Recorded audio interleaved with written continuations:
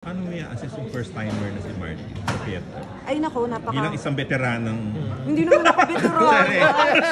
Ay, compared sa inyo bilang dalawa isang ni batikang Ross. batikang theater actress. Noon pa eh, hindi na, ano na. Pero sobrang sarap katrabaho ni Martin and hindi siya kahit na first time niya, even si Denise, sobrang sila nakikinig on time, hindi walang diva sa sa cast.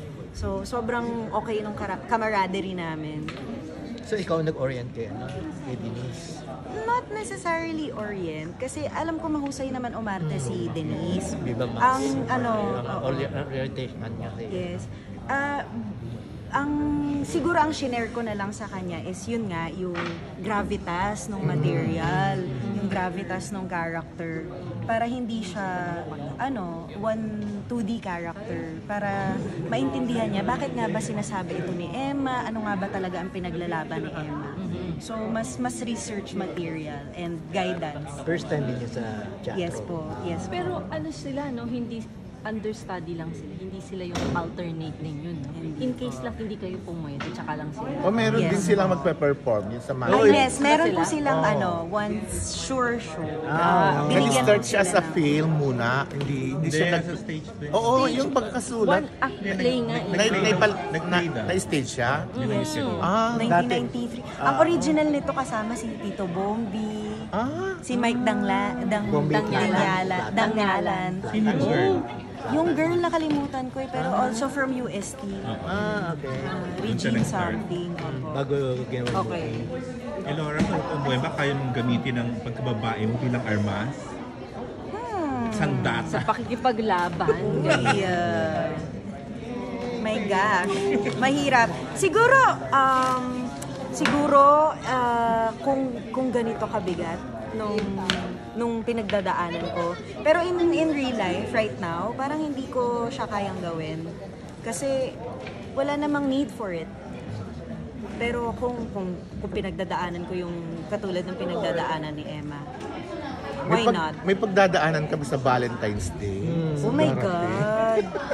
Oh, happy ba? Or Ang what? pagdadaanan ko po ay trabaho din. Gagawa po ako ng short film para sa mga estudyante. Ikaw So, ang yun. pinag- Hindi po, kinuha po akong artista ng mga estudyante. So, After this, it's about time na ma-launch ka na sa major movie na lead role talaga. if God give, parang kung mabibigyan ng oportunidad, why not? Pero, audition lang na Hinog na audition. hinog ka na, no? Yun, kapit lang. Kapit lang. Last question mo. Ano yung pumupukaw sa hayop na nagtatago Kahayupan, sa kaibuturan ng kahayupan. tago sa kaibuturan mo? Alam mo, ay butura na. Siguro ang pumupukaw sa hayop sa kaibuturan ko ay yung pag nakikita, medyo political, pero siguro nakakagalit yung mga nangyayaring injustices. Nakakagalit yung mga nangyayaring karahasan sa paligid natin. At yun talaga yung pumapukaw na hayop. Like, nagagalit ako, nagiging ravage ako when it comes to that.